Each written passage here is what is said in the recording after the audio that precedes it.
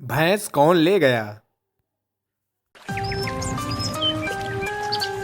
हवलदार बहादुर अपनी कुर्सी पर खर्राटे ले रहा था। तभी वहाँ इंस्पेक्टर धाकड़ सिंह भी आ जाता है और उसे देखकर, ये देखो, यहाँ कानून के रखवाले अभी तक सो रहे हैं। इसके बाद हवलदार बहादुर के गले में टंगी हुई सीटी को लेकर हवलदार के कान में जोर से बजाता है। सीटी की आवाज सुनकर हवलदार बहादुर रिपोर्टिंग सर। हाँ हाँ, ऐसे रिपोर्ट कर रहे हो तुम खर्राटे ले लेकर है? अरे सर, अब आपको क्या बताऊं सर। मैं कल रात को घर जा रहा था और घर जाते समय मेरे पीछे 2 कुत्ते पड़ गए। तो बस मैं ही जानता हूं कि मैं घर कैसे पहुंचा, और घर पहुंचकर उस खतरनाक मंजर के बाद तो मुझे रात भर नींद नहीं आई। रे क्या बहादुर, रे तुम हवलदार होकर कुत्तों से डरते हो? अब क्या करूं सर, दिल तो बच्चा है जी। डर लगता है तो लगता है जी। धाकड़ सिंह हंसते हुए कुर्सी पर बैठ जाता है। तभी पुट्ठा पुलिस स्टेशन में आता है। इंस्पेक्टर साहब। अरे भाई, क्या हुआ? ऐसे झुमरू की तरह क्यों दौड़ रहे हो? वो मेरी गौरी, वो गौरी कल से गायब है। दूध निकाल कर मुझे उसकी गुमशुदा होने की रिपोर्ट लिखवानी है। तुम हवलदार बहादुर के पास एफआईआर लिखवा दो। हम जल्द से जल्द तुम्हारी गौरी को ढूंढने की कोशिश करेंगे, लेकिन हर बात के बाद ये दूध निकालना जरूरी है क्या? वो तो मेरा तकिया कलाम है साहब, दूध निकाल कर। हाँ तो बताइए, आपकी गौरी कब से गायब है? कल तो मैं उसे देखकर ही सोया था, दूध निकाल कर, और आज सुबह उठकर देखा तो वो घर पर नहीं थी, दूध निकाल कर। मैंने उसे पूरे गांव में छान मारा, पर वो मुझे कहीं नहीं मिली। अच्छा, तो तुम इतनी रात को दूध निकालते हो? बरखुरदार, थोड़ी जल्दी ही निकाल लिया करो। चलो अच्छा, तुम्हारी बीवी की तस्वीर रख कर जाओ, जब मिल जाएगी तब तुम्हें खबर कर दी जाएगी। क्यों? अपनी बीवी की तस्वीर मैं क्यों लेकर घूमूंगा भला? और वैसे भी अगर वो खो जाए तो मैं 101 रुपए का प्रसाद चढ़ाऊंगा, पर मनहूस कहीं गायब ही नहीं होती है। मैंने तो कितनी बार उसे कहा है मुझे छोड़कर चली जा, पर वो है कि मेरा पीछा ही नहीं छोड़ती। नहीं, क्या मतलब है तुम्हारा? तो फिर तुम रिपोर्ट किसके गुमशुदा होने की लिखवा रहे हो? साहब, मेरी गौरी तो मेरी जान है, मेरी रातों की नींद है, मेरे दिल का सुकून है। ये लीजिए उसकी फोटो, आप बस जल्दी से उसे ढूंढ दीजिए। उसकी आवाज सुने बिना तो मेरा दिल कहीं लगता ही नहीं, और उसके अलावा किसी और की आवाज भी मेरे कानों में जाती ही नहीं। अच्छा बच्चू, मतलब दिल का मामला है। पुट्ठा शर्मा जाता है और हवलदार गौरी की तस्वीर देखकर चौंक जाता है और कुर्सी से लड़खड़ाकर गिर जाता है और टोपी संभालता है और फिर पुट्ठा को, बेशर्म, नामाकुल, तुझे क्या हम यहाँ नल्ले बैठे हुए दिख रहे हैं? हम दिन भर यहाँ बैठकर मजाक करते हैं क्या? निकल जा, अभी निकल जा इस पुलिस स्टेशन से, निकल। अरे बहादुर, अरे क्या हुआ? अरे इतना गुस्सा क्यों हो रहे हो भाई? गुस्सा? आप पूछ रहे हैं कि मैं गुस्सा क्यों हो रहा हूँ? ये देखिए, इसकी गौरी की तस्वीर। अरे ये गौरी तो कितनी काली निकली भाई।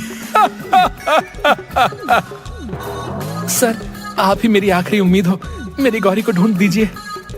अरे भाग, ये पुलिस स्टेशन है, कोई तबेला नहीं। बस यही दिन देखना बचा था कि हम एक भैंस को ढूंढने के लिए अपना वक्त बर्बाद करेंगे। ए हवलदार, गौरी नाम है उसका। औरतों की इज्जत भी करनी नहीं आती क्या? औरत? अबे औरत नहीं, भैंस है। कोई भैंस की गुमशुदगी की रिपोर्ट लिखवाता है? भाग यहां से।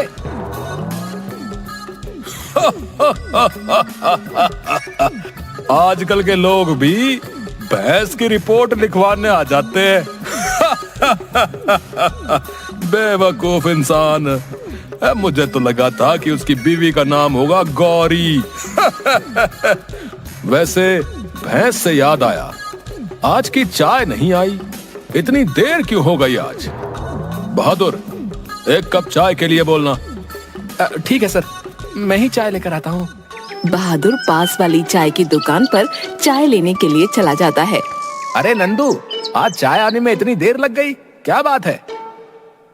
अरे क्या बताऊं सर, मेरी भैंस चोरी हो गई, उसी को ढूंढने में वक्त लग गया। थोड़ा दूध बचा है, बस उसी की चाय बना कर दे रहा हूँ आपके लिए। भैंस चोरी हो गई?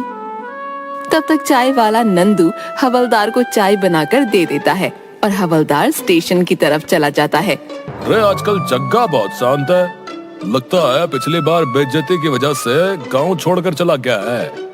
चलो अच्छा है, कम से कम गांव के लोग थोड़ी शांति से तो जी रहे हैं। अरे ये बहादुर कब आएगा? आज तो सुबह से चाय भी नसीब नहीं हुई। तभी हवलदार बहादुर चाय लेकर आता है। दरवाजे के सामने कुत्ते को देखकर डरकर इधर उधर भागने लगता है। सर मुझे बचाइए, इस कुत्ते से बचाइए। बहादुर, अरे अरे! बहादुर गिरते हुए कप को पकड़ लेता है। तभी पुट्ठा और गांव के कुछ लोग पुलिस स्टेशन में आ जाते हैं। अरे ओ हवलदार बहादुर! पुट्ठा की आवाज सुनकर बची हुई चाय भी गिर जाती है। अरे ये पुट्ठा इतने गुस्से में और इतने सारे लोगों को लेकर फिर से क्यों आ गया? डर के मारे धाकड़ सिंह के पीछे छुप जाता है। अरे क्या हुआ? आप सब बहुत परेशान लग रहे हैं। इंस्पेक्टर साहब, हमारी भैंस चोरी हो गई है। क्या भैंस चोरी हो गई है? मतलब आपको चाय नहीं मिलेगी? यहाँ हमारी सबकी भैंसें चोरी हो गई हैं और तुम्हें अभी भी चाय की पड़ी है? मैं कसम खाता हूँ इस गिरी चाय की, जब तक मैं उन चोरों को नहीं पकड़ लेता तब तक मैं चाय नहीं पीऊंगा। और मैंने कमिटमेंट कर दी तो बस कर दी। अरे जब भैंसिया है ही नहीं तो क्या बकरी के दूध की चाय पियोगे? अरे आप फिक्र मत कीजिए, मैं उस चोर को जल्दी ही ढूंढ कर लाऊंगा।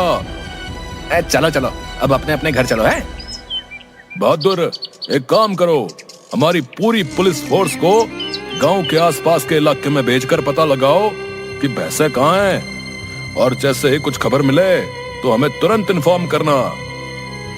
ठीक है सर।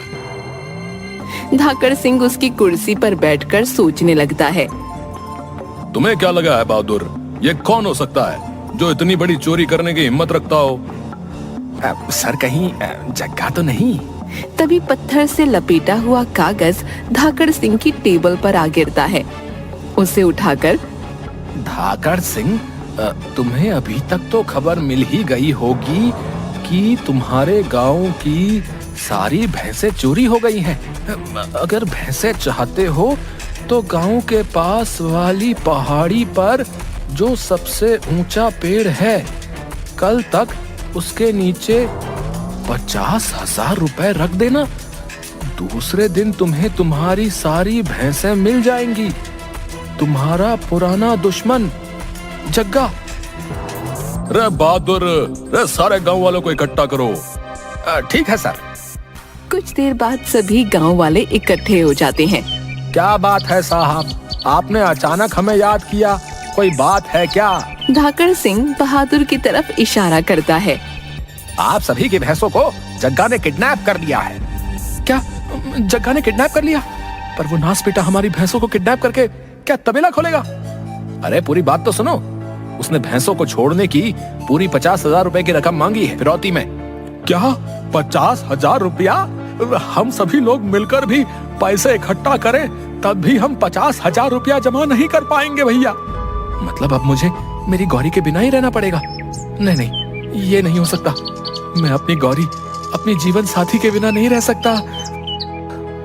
पर अभी सवाल ये है कि उसने हमारी भैंसों को रखा कहाँ होगा?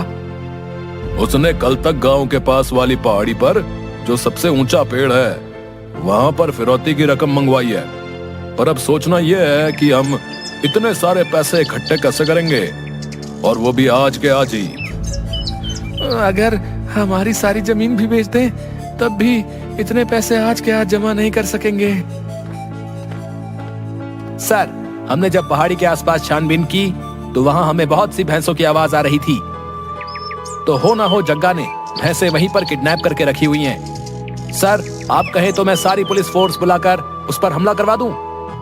रे अगर हमने हमला किया तो भैंसों को भी चोट लग सकती है, हमें कुछ और सोचना होगा। मेरे पास एक तरकीब है। फिर वो सभी को अपनी तरकीब बताता है और सब खुश हो जाते हैं। जंगल में गांव के 2 आदमी लोटे के साथ बैठकर बातें कर रहे थे। अरे तुझे पता है, कल मेरे घर यमराज आए थे। क्या यमराज? क्या बात कर रहा है? अरे हाँ, सच में। और वो पूछ रहे थे कि तुम्हारे गांव के सभी भैंसे कहाँ हैं। क्या? अरे हाँ, अरे तुम्हें नहीं पता, हमारे गांव की भैंसों का दूध यमराज के दूत आकर ले जाते हैं। और तो और हमारे गांव की भैंसों की सवारी करने यमराज जी खुद आते हैं। क्या सच में? पर भाई मुझे नहीं पता, क्योंकि मैं तो नया नया आया हूँ ना। जग्गा का आदमी उन दोनों की बातें सुन लेता है। दूसरी तरफ पहाड़ी पर अरे इन भैंसों ने तो मेरा जीना हराम कर दिया है, और ऊपर से ये गोबर की बदबू। मैं तो इससे परेशान ही हो गया हूँ। पता नहीं ये गांव वाले मेरी फिरौती की रकम कब देंगे।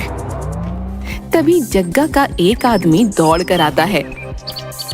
जग्गा दादा, एक खबर लेकर आया हूँ। आपको पता है, मैंने जंगल में 2 आदमियों को बातें करते सुना कि इन भैंसों का दूध यमराज के दूत लेने आते हैं। और तो और यमराज खुद इन भैंसों की सवारी करते हैं। क्या? तुम तो जितने दिखते हो उससे भी ज्यादा बेवकूफ निकले। यमराज पूरी दुनिया की भैंसों को छोड़कर जमुनापुरी की भैंसों पर सवारी करेंगे। फिर सभी हंसने लगते हैं। दूसरी तरफ रे पुट्ठा, तुम तैयार हो? अरे साहब, आप किसी और को भेज दो वहाँ पर। मैं ही क्यों? वो डाकू बहुत खतरनाक है। रे नहीं, तुम्हारे अलावा ये काम और कोई नहीं कर सकता। पुट्ठा, तुम्हें तुम्हारी गौरी की कसम है। क्या? गौरी की कसम? तुमने मुझे गौरी की कसम दे दी। अब तो मुझे जाना ही होगा मेरी गौरी के लिए। गौरी, मैं आ रहा हूँ तुम्हें लेने। साहब, आप सारी तैयारी करके रखना। रात को सभी गांव वाले जग्गा के अड्डे पर छुप छुप कर पहुंच जाते हैं। पुट्ठा, तुम इन सभी भैंसों में से अपनी गौरी को कैसे पहचानोगे? अरे साहब, पहचानना क्या है? वो देखो, वो रही सामने मेरी गौरी। अरे वाह, बहुत पुराना याराना लगता है। गौरी, अरे वो गौरी। पुट्ठा को देखकर उसकी गौरी उसके पास आ जाती है। फिर पुट्ठा यमराज के भेष में गौरी के ऊपर बैठ जाता है। आप सब तैयार है ना? हाँ हाँ, तैयार हैं। अब तुम जाओ। जग्गा और उसके आदमी बैठकर शराब पी रहे थे। यमराज, लगता है तूने आज कुछ ज्यादा ही पी लिया भैया। देख बेवकूफ, वो रहा यमराज। मैं तुम्हें नहीं कह रहा था कि वो लोग सच कह रहे हैं। तुम सब में से जग्गा कौन है? अरे यमराज जी, आप मुझे कैसे जानते हैं? यमपुरी के न्यूज़पेपर में भी मेरा फोटो छपा है क्या? मैं सबको बिना फोटो से भी पहचानता हूँ। मेरे असिस्टेंट चित्रगुप्त के पास सबकी फोटो और कर्म लिखे हुए हैं। आज वो जरा छुट्टी पर हैं, इसलिए ही मुझे अकेले ही आना पड़ा। जग्गा, मैं तुमसे बहुत ही क्रोधित हूँ। क्यों यमराज जी? तुम्हें पता भी है, तुमने जमुना पार की सभी भैंसों को चोरी करके कितनी बड़ी गलती कर दी है। कितनी बड़ी गलती यमराज जी? तुम्हें पता भी है, यमपुरी में किसी ने भी 2 दिनों से दूध नहीं पिया है। मुझे पृथ्वी पर आने के लिए भी कितनी प्रॉब्लम होती है। सजा मिलेगी, तुम्हें इस सब की सजा मिलेगी। माफ कर दो यमराज जी, माफ कर दो। आपको जितना दूध चाहिए आप यहाँ से निकाल कर ले जा सकते हैं। अपने यमदूतों को कह दीजिए जितना दूध चाहिए उतना ले जा सकते हैं। हाँ, हाँ। और मेरा क्या? मैं यमपुरी की इन्हीं भैंसों पर सवारी करता हूँ। तुम्हें सजा मिलेगी, बहुत ही कड़ी सजा मिलेगी। तुम्हें तो मैं यमपुरी में ले जाकर 1 हफ्ते तक भोजन नहीं दूंगा, गरम तेल में डालूंगा। सोच कर ही अजीब हो रहा है। अब मतलब गरम तेल में तुम्हारे पकौड़े तलकर समस्त यमपुरी निवासियों को खिलाऊंगा। नहीं नहीं यमराज जी, मुझे माफ कर दीजिए। चाहे तो सारी भैंसें ले जाइए, पर मुझे छोड़ दीजिए। और इस राजू को भी ले जाओ अपने साथ, और चाहो तो इन आदमियों को भी ले जाओ अपने साथ, पर मुझे छोड़ दो। मैं आपके आगे हाथ जोड़ता हूँ। ठीक है, इस बार तो मैं तुम्हें माफ करता हूँ, पर वादा करो कि आगे कोई गलत काम नहीं करोगे और अपने आप को पुलिस के हवाले कर दोगे। ठीक है यमराज जी, मैं आपसे वादा करता हूँ, मैं आगे से कभी किसी को परेशान नहीं करूंगा और खुद को पुलिस के हवाले भी कर दूंगा। पुट्ठा सभी भैंसों को अपने साथ ले जाता है। वाह पुट्ठा, क्या एक्टिंग की है। तुम्हारे आगे तो असली यमराज भी नहीं टिक पाएंगे। रे चलो अब जग्गा और उसके साथियों को गिरफ्तार कर लें। जग्गा, अब तुम हमारे हाथों से नहीं बच सकते। इसके बाद वहाँ इंस्पेक्टर धाकड़ सिंह और हवलदार बहादुर के साथ पूरी पुलिस फोर्स आ जाती है और जग्गा और उसके साथियों को गिरफ्तार कर लेती है। भैंसे चुराएगा, 50,000 रुपए चाहिए। ये ले 50,000 रुपए, ये ले। और सबको डंडे से मार मार कर स्टेशन ले जाते हैं।